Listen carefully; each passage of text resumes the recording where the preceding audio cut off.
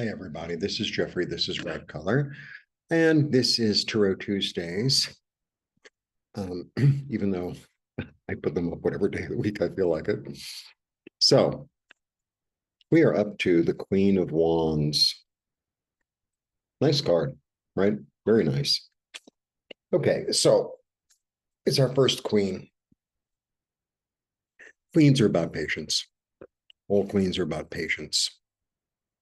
That, get that in. And she's the Queen of Wands, so she's creative. She's fertile. She's ready to take action. She knows how to take action. Okay. My thing with her, this is my interpretation, and I really encourage you to continue to practice with cards and to come up with your own interpretation, because your own interpretation is the way the cards come to you. Okay. So now, if we look, there's a black cat here. Okay. So black cats are about magic. We know that. The thing about cats, all cats, whether they're house cats, there's this cat in the desert. I don't know what it's called. It's like this big, these huge ears. And it's like 80%, because tigers and lions, I know.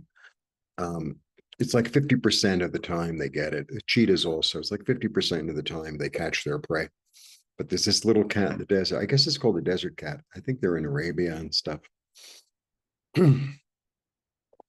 like 80%. Like, the thing about cats is, I watch a lot of nature documentaries. They don't waste their time.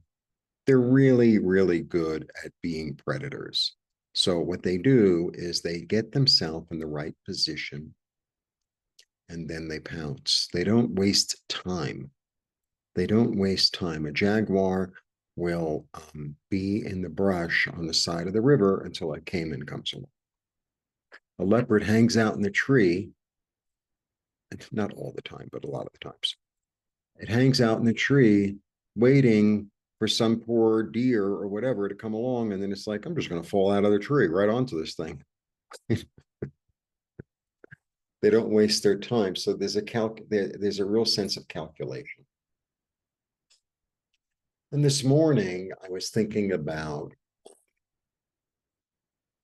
I was thinking about this card because, I knew it was coming up. And I also was thinking about the King of Wands. The King of Wands to me is King Judah, and I'll explain it next week. But if that's Judah, then this is Judith. Okay, so who's Judith? Now, I don't know her maid's name. It's very complicated. Okay, so Judith was an Israelite living on the other side of the Jordan River, which was part of ancient Israel. It was more fertile then. It's what now Jordan. So if the Jordan River is here, and Israel Palestine is here, and here's Jordan. Okay, so she was living over here, and the Assyrians come along. And the Assyrians were particularly militaristic, and they had an enormous empire. They inherited, first it was the Sumerians, and then Babylon, then further north it was the Assyrians, and they went all the way to the coast. They were inland, like, I don't know, you probably don't know geography, but I do. Like Syria, Iraq, Turkey, that area, like the head of the rivers of the Tigris and the Euphrates. And they swept all the way down through the Fertile Crescent, which is like Lebanon, Israel, Jordan today. Because then it's desert, and it's always desert. All right. So the town is besieged, and Judith is a widow, and she's very beautiful, and I think she has some money. So she decides every day to go see the general of the Assyrian army who's laying everything in siege. And she gets all dressed up. She wears her jewelry and she puts on perfume and she makes food. She makes herself beautiful and she walks around with her little basket and she's like, "Hello, boys. I'm here to see the general. I made some food for him." And they look in the basket and it's, yummy food. And they're like, "All right, go ahead." And she's working it, right?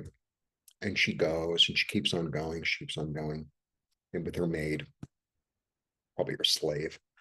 Anyway,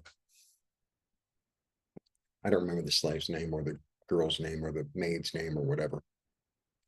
Very complicated name. There's a very famous Caravaggio painting of it. Anyway, so she goes and goes and goes, and he begins to trust her. So she gets him drunk, and then she chops off his head and puts it in the basket and just leaves. La la la la la. They're not going to check what's in the basket because now it's empty, right? Because he ate all the food. Anyway, like, a few hours later, the Assyrians like, "Oh my God." They're so freaked out, they leave. And so the siege is over. And then at the interesting, this is the most fascinating part of the story for me. People are like, "Oh, what did you do, Judith?" Because they all think, well, she went all the way, but she didn't. She didn't. She seduced him, but she didn't give it up.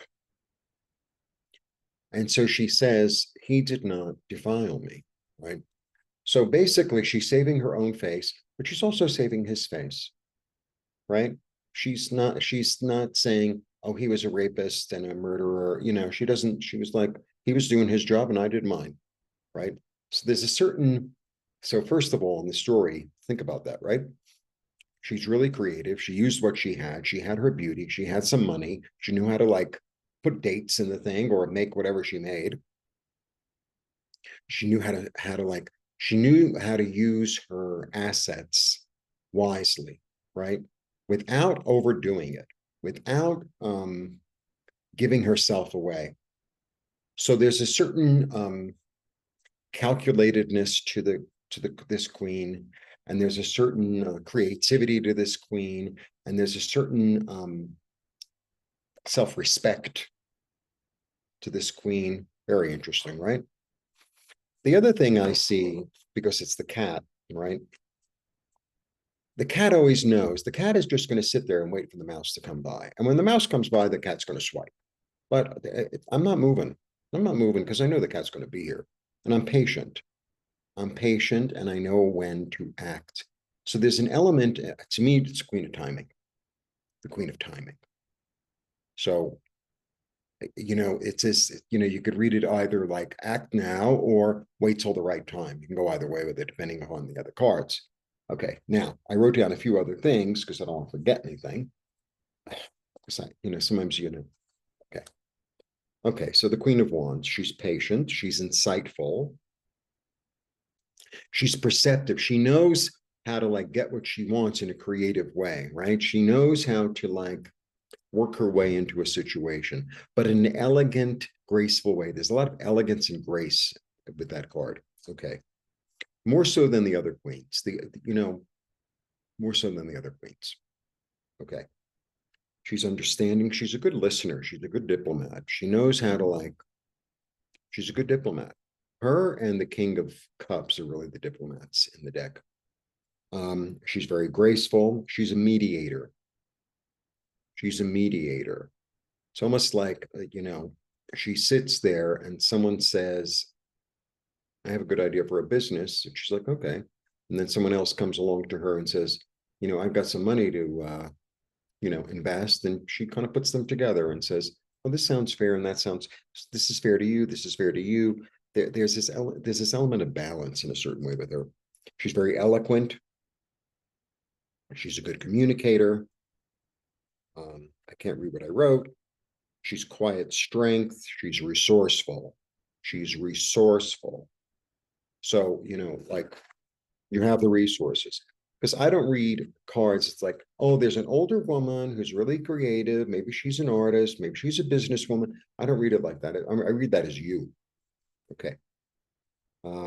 She makes sound decisions because she sits and she lets it brew in her mind, and then she's okay. Let me think about that for a minute. She's a little bit of that, right? She's not impulsive. She, I don't find her to be impulsive. Okay, and she's inspiring. And what's the other one? Predetermined action. Predetermined action. So that's the energy of the Queen of Wands. It's a really good energy. And so I have the cat. There are lions on either side, right? Because she's a fire sign, so that would be Leo. The sunflowers are here. And the other thing about her, she has the wand.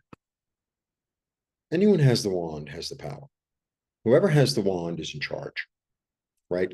The wand is like the walking stuff. Like Moses had his staff, and even in all different kinds of tribes all over, the world, whoever's got that staff of power is like, that's the chief. That's the one to talk to.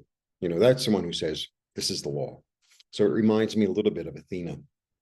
She's a little bit of Athena. Athena uses her mind. Athena uses her mind and strategizes. So there's an element of Athena with her, right? The other thing about Athena is she has this Wonder Woman-y thing. She doesn't have the magic lasso, but her staff, it's like she bangs her staff down and it's like, tell me the truth. And they're like, okay, here's the whole truth. I took the money. I'll give it back. So there's an element of that. She's really very empowered. And it's almost that for me, the Queen of Pentacles and the Queen of Cups are a little more personal. This one, she's more in society. She's more in a creative thing. She's out and about. She's out and about. Okay.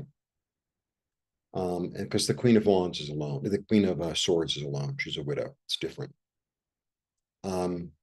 So that's my interpretation of the Queen of Wands. I hope you got a lot out of it.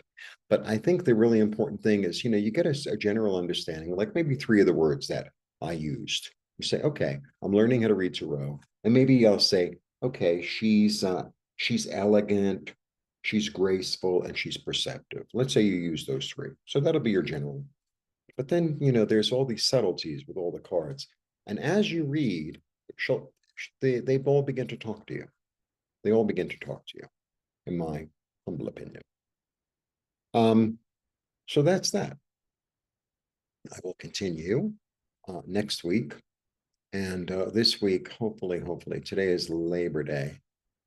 I have the appointment tomorrow for to get the schedule for the cataract surgery, I think, because they said that the last 3 times. So we'll see. We'll see. And if you want to support me in that, that would be great. All the information is below.